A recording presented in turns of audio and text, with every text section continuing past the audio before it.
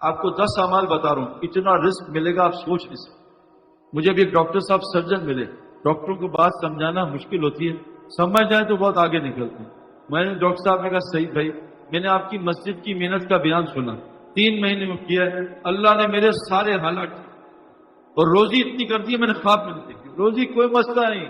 اللہ کہنے کیا ہے، الشیطان یعدکم من الفقر، کیا ہے وہ یامرکم بالفحشاء، شیطان تم سے وعدہ کرتا ہے فقر کا اور دعوت دیتا ہے فحشی کا، اور اللہ تم سے وعدہ کرتے ہیں فضل کا اور کس کا، مغفرت۔ فضل کس کو کہتے ہیں، روزی۔ میرے دوستو یاد رکھنا، آسان بات، روزی میں بھی کمانے والا الحمدللہ، لیکن روزی کمانے کا حکم کیا ہے، فَامْشُوا فِي مَنَاكِبِهَا، حکم اس کی، روزی کمانے کے لیے زمین میں چلو، دوڑو نہیں۔ عربی میں فَامْشُوا کس کو کہتے ہیں، پوچھنا مولوی صاحب سے، دوڑنا کس کو کہتے ہیں، فَفِرُّوا إِلَى اللَّهِ، اللہ کی طرف دوڑو، وَالسَّابِقُوا وَالسَّارِعُوا، دوڑو اس جنت کی طرف، ریس کرو، سبقت لے جاؤ، وَالسَّابِقُونَ السَّابِقُونَ وَالسَّابِقُونَ الْأَوَّلُونَ، اس اللہ کی طرف، اس جنت کی طرف۔ روزی کمانی ہے چل کے، یہ جو دوڑ لگ رہی ہے نا، یہ اللہ کی ناراضگی کی علامت ہے۔ تو جو چیزوں سے شیطان نے مجھے بھی ڈرایا، بھوک سے، فقر سے، اور شیطان نے دعوت دی فحاشی کی، یہ 2 چیزیں اللہ نے بہت کھولی ہیں۔ اس کی فکر چھوڑ کے میں آپ کو 10 باتیں کر رہا ہوں، یہ کر لو، اللہ آپ کو وہ رزق دے گا، اللہ وعدہ کریں رزق کریم دوں گا۔ نمبر 1، وَمَن يَتَّقِ اللَّهَ، سارے حرام چھوڑنے پڑیں گے۔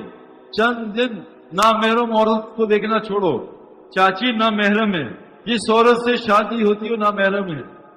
حضرت فاطمہ رضی اللہ عنہا جنت میں اور جوان عورتوں کی وہ کیا ہے، سید، وہ سردار، وہ کہہ رہی ہے کہ اگر مجھے موت آ جائے تو میرا جنازہ جو ہے نا، میت رات میں نکالنا، مرد اس کو دیکھے نا، اور میرے جنازے کے اوپر کپڑا ڈالنا، بیچ میں ٹہنیاں ڈال دینا تاکہ میرے جسم کی بناوٹ بھی نظر آئے۔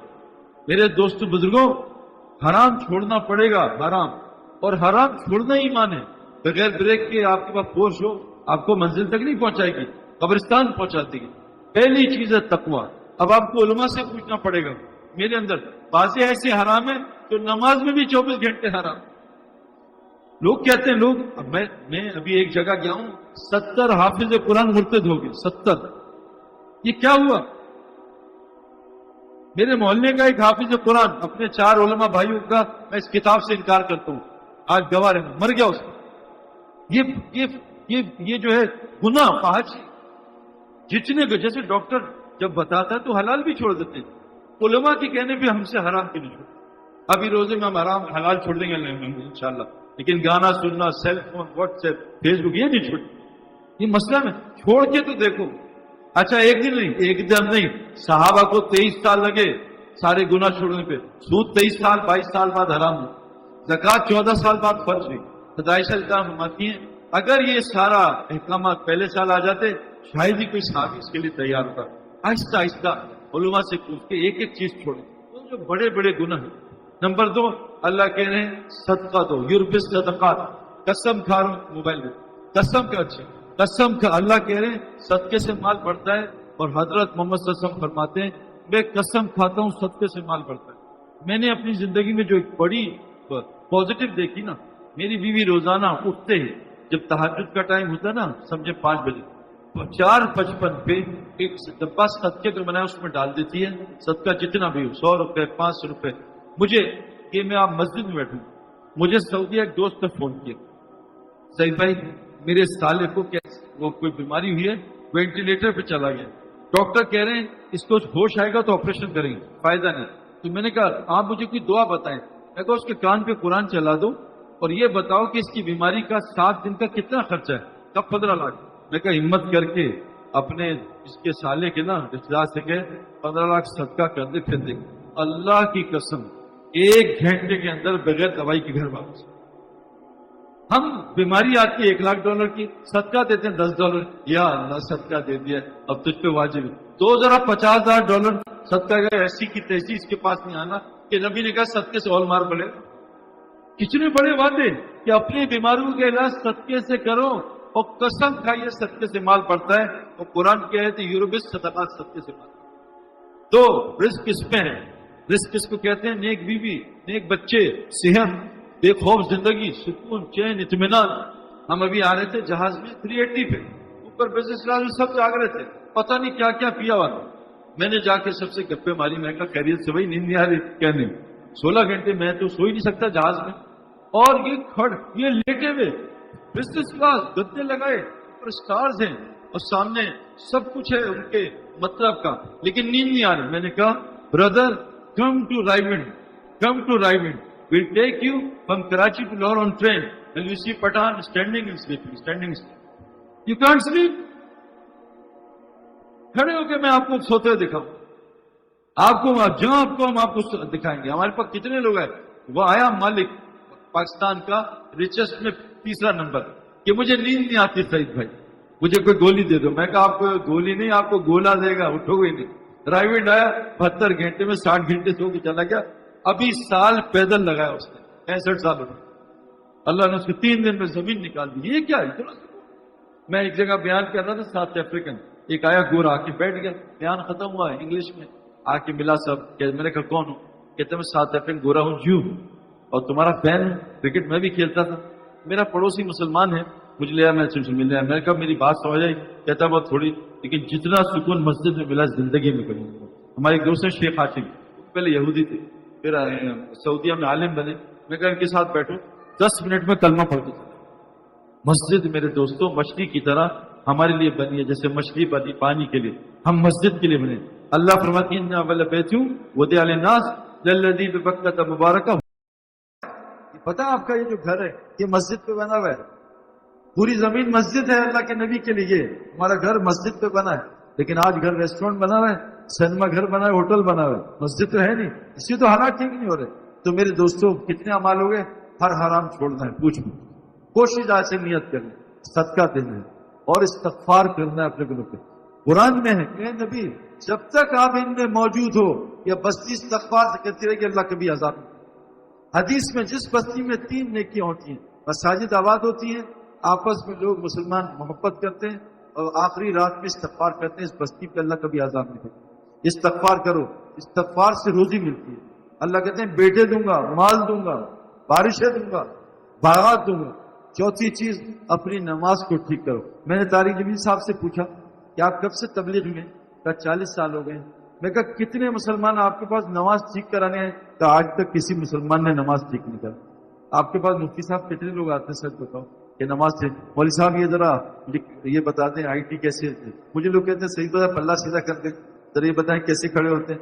آج تک مجھ سے بھی کسی نے کہا صحیح بھائی آپ نے نماز سیکھی ہے مجھے بھی سکھا دیں. جو جنت فردوس تک پہنچاتے گی نماز. جنت فردوس نماز. تو ایسے 7 اعمال سورہ مومن دونوں نماز بنا لو، دیکھو کیا ہوگا، سارے مسئلے حل ہو جائیں گے. نماز بنا لو. یہ جیفری بوائکاٹ انگلینڈ میں تھا، تو میں نے کہا یہ انضمام کی ٹیم اتنا جن کے جیت کیسے رہی ہے؟ انضمام بڑا جیتا کا پتہ نہیں ہے. یہ ہار رہے ہوتے ہیں، اندر ڈریسنگ روم میں جاتے ہیں، کچھ اٹھک بیٹھک کرتے ہیں، واپس آ کے جیت جاتے ہیں. تو اللہ نے نماز انضمام کی ٹیم میں 9 لڑکے تہجد 10 رات کو تہجد میں کی وطر کر کے اللہ سے مانگ لیا اللہ ہمیں اسلام کو ہمیں ہرا دینا، اسلام کو ہرانا. ہم انڈیا سے جیت گئے میرے دوستوں. اللہ 24 گھنٹے ہمارے ساتھ ہے. نماز نماز نماز یہ ہو گئی. کتنی ہوگی؟ استغفار، صدقہ، تقوی، نماز. 5واں ذکر، اللہ کا ذکر سے روزی ملتی ہے.